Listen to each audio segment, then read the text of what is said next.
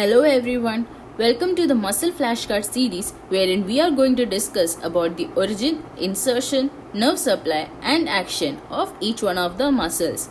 So let's start. In this video, we are going to discuss about the muscles of anterior compartment of leg, which are the tibialis anterior, extensor hallucis longus, extensor digitorum longus and the peroneus tertius. Tibialis anterior is a spindle-shaped multipennate muscle. It is the most medial and superficial dorsiflexor of the foot, which lies against the lateral surface of the tibia. It originates from the upper two-thirds of the lateral surface of tibia, adjacent part of the interosseous membrane, and from the distal part of the lateral condyle of the tibia. It is inserted onto the medial cuneiform bone, the adjoining surface of the base of the first metatarsal bone. The nerve supply is by the deep peroneal nerve, and its actions are dorsiflexion of the ankle, inversion of the foot, and the maintenance of the medial longitudinal arch of the foot.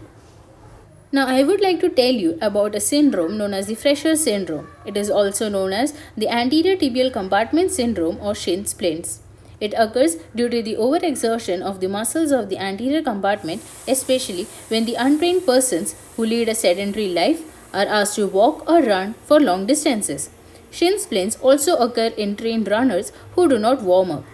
The muscles of the compartment swell within a tight compartment due to the sudden overuse, which may impede venous return, leading to the accumulation of more fluid inside the compartment with unyielding walls. This pressure tends to compress the anterior tibial artery and reducing the blood supply to the muscles, leading to ischemia and pain. Coming on to the next muscle, that is the extensor hallucis longus. It originates from the middle two-fourths of the medial surface of the shaft of fibula and from the adjacent part of the interosseous membrane.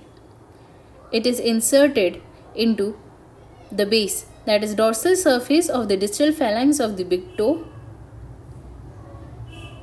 The nerve supply is from the deep peroneal nerve, and its actions are dorsiflexion of the foot and the extension of the phalanges of the big toe. Coming on to the third muscle of the group, that is the extensor digitorum longus. It originates from the lateral condyle of tibia, from the upper three-fourths of the medial surface of fibula, and from the adjoining part of the interosseous membrane. It is inserted into the middle and distal phalanges of the lateral four toes by its four tendons.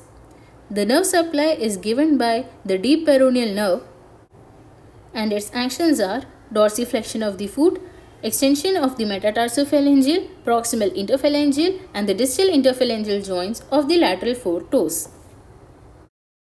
The last muscle of the group is the peroneus tertius. It originates from the lower one-fourth of the medial surface of shaft of fibula and from the adjoining part of the interosseous membrane. It is inserted into the medial part, dorsal surface of the base of the fifth metatarsal bone. Nerve supply is from the deep peroneal nerve, and its actions are dorsiflexion of the foot and eversion of the foot. So the points to remember in this video are: all the muscles of the anterior compartment of the leg arise from the fibula except the tibialis anterior, which is arising from the tibia.